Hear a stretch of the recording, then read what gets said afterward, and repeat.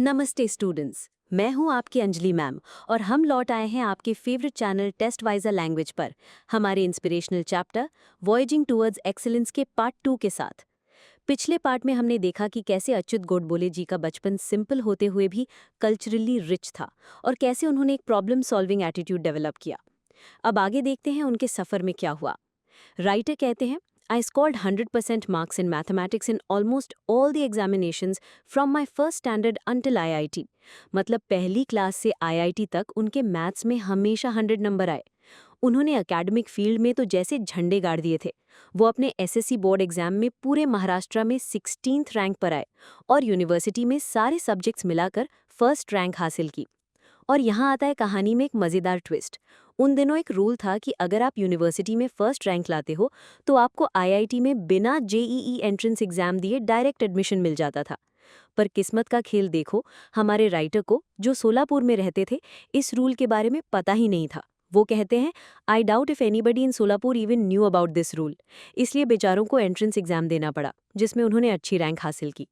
उनका आईआईटी में सिलेक्शन तो हो गया, पर उनकी खुशी शॉर्ट लिव्ड थी, यानी बहुत कम समय के लिए ही टिकी। क्यों? क्योंकि वो सोलापुर से थे, एक छोटा शहर।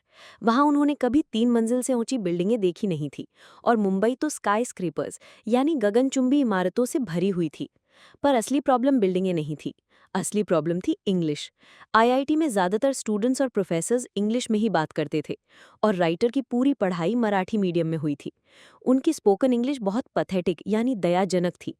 वोकैबुलरी कमज़ोर, प्रोनंसिएशन खराब और सेंटेंस फॉर्मेशन तो पूछो ही मत। इस सब की वजह से वो मुंबई में और ख़ास करके आईआईटी में बहुत लोनली एंड टेरिफाइड यानी अकेला और डरा हुआ महसूस करने लगे थे। उनके अंदर एक इन्फीरियॉरिटी कॉम्प्लेक्स आ गया था, मतलब वो खुद को दूसरों से कम समझने लगे थे। उनका मन करता था कि सब कुछ छोड़कर आईआईटी से और यहाँ तक कि मुंबई से भी भाग जाए। और फिर एक दिन ऐसा हुआ जिसने उन्हें तोड़ कर रख दिया। राइटर कहते हैं, one day I was sitting at my mess table in the hostel sipping T. वो हॉस्टल के मेस में चाय पी रहे थे। तभी एक सीनियर लड़का उनके पास आकर बैठ गया। वो कॉन्वेंट में पढ़ा हुआ था और उसकी इंग्लिश बहुत सोफिस्टिकेटेड यानी पॉलिश्ड और शानदार थी। वो थोड़ा एरोगेंट यानी घमंडी भी था और उनकी टांग खींचने के मूड में था। उसने राइटर से बात करना शुरू किया और उनके हर सेंटेंस, हर शब्द में गलतियां निकालने लगा। 5 मिनट तक उनकी बेइज्जती करने के बाद वो चला गया। राइटर कहते हैं, I felt extremely humiliated and upset. उन्हें बहुत जलील और दुखी महसूस हुआ। वो पहले से ही डिफिडेंट यानी कॉन्फिडेंसलेस फील कर रहे थे और ये incident was the last straw. ये एक इडियम है जिसका मतलब है ये ताबूत में आखिरी कील जैसा था। इस घटना ने उन्हें पूरी तरह से तोड़ दिया। उन्हें लगा कि वो वहां के लिए बने ही नहीं हैं और वो उसी वक्त भागकर सोलापुर चले जाना चाहते थे। लेकिन however it was only my self esteem which stopped me. उनके आत्मसम्मान ने उन्हें रोक लिया। अचानक उनके अंदर एक डिटर्मिनेशन, एक स्ट्रेंथ जागी। उन्होंने सोचा, अगर मैं सोलापुर से आकर स्कूल, कॉलेज और आईआईटी में रैंक होल्डर बन सकता हूँ, मैथमेटिक्स में इतने अवार्ड्स जीत सकता हूँ, तो मुझ में कुछ तो बात होगी।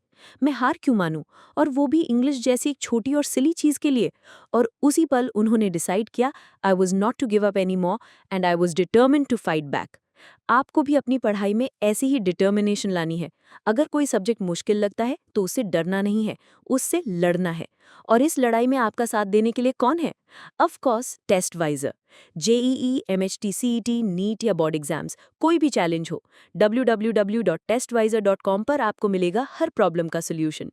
हमारी test series, detail study material with MCQs, PYQs, DPPs, video lectures और पीडीएफ नोट्स आपकी तैयारी को बनाएंगे एकदम सॉलिड।